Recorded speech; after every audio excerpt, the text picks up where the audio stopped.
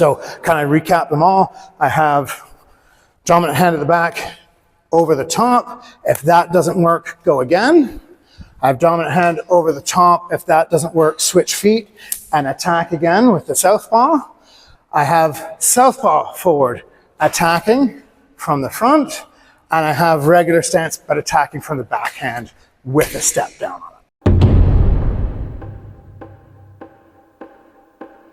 Okay, welcome Thursday Night Crew. We're going to go over some of the paddle and slap training that we've been doing. I call this sequence or these kind of motions paddling in, because we're often using our hands open and using a motion where we're climbing over the top of our opponent's guard and kind of going much like a cat, kind of paddling or pawing one hand over the other and then into a striking situation. There's 5 or 6 of these that we go through. We haven't experimented with all of these in class. I'll show them all here. We only use 3 or 4 in class, but feel free to experiment with them at home as well. So I have my opponent just has their guard up, has their hands up.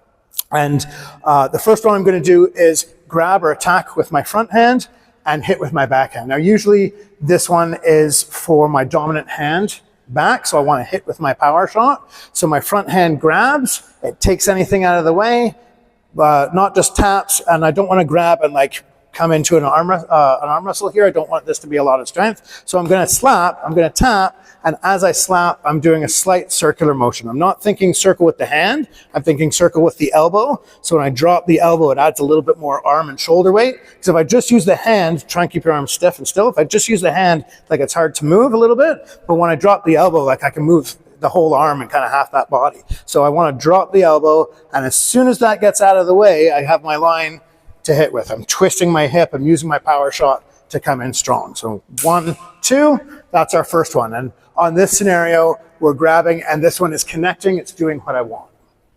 Boom. The next one, the next sequence is based on that same movement, but now what I want to do doesn't work. So I go 1, 2, and I miss. The easiest thing to do is the same thing again. I go 1, 2, grab again, step forward, and I just keep inching forward as I go, right? Same front hand grabs, backhand hits, just going grab and hit, grab and hit, grab and hit, inching forward, repeat, repeat, repeat until I make contact. So 1, 2, that hand's in the way, I can't hit there, so I just grab it again and go. If something comes back up, I grab it again and go, and grab it again and go.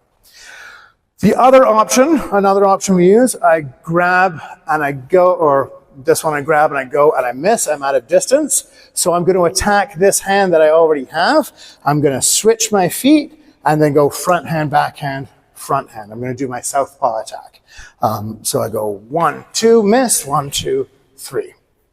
So what I'm doing when I switch my legs is our next step in the sequence anyways. So I'll show that one. We had our first one, which was our front hand grabbing, backhand hitting. The next one, if I switch my feet to go southpaw, I'm using my front hand to grab, my backhand to grab, and my front hand to hit. So I'm going 1, 2, 3. Boom, boom, boom. Right?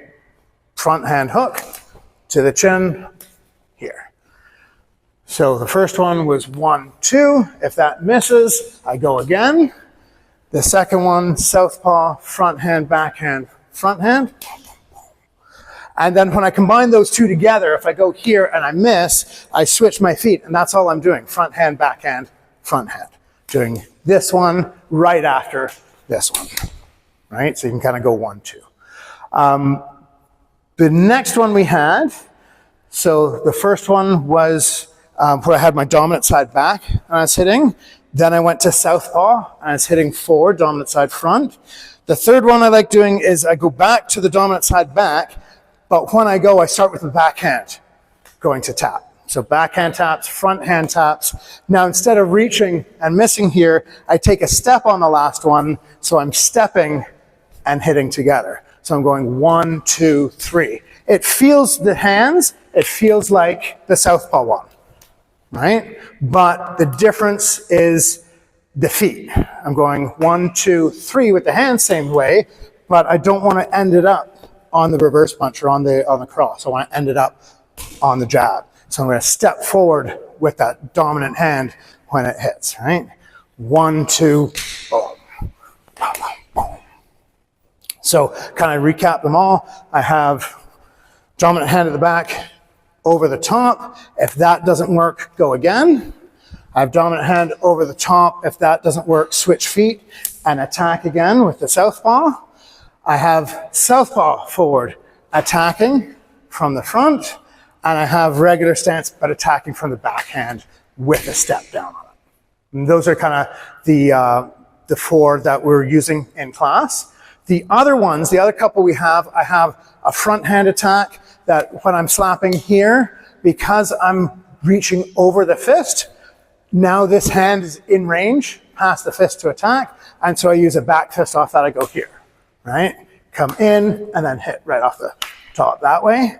And the last one is a double grab. If your guard is up, I'm coming into here. I'm using my hands on your hands, either on top or on the outside. I want to make contact and hold.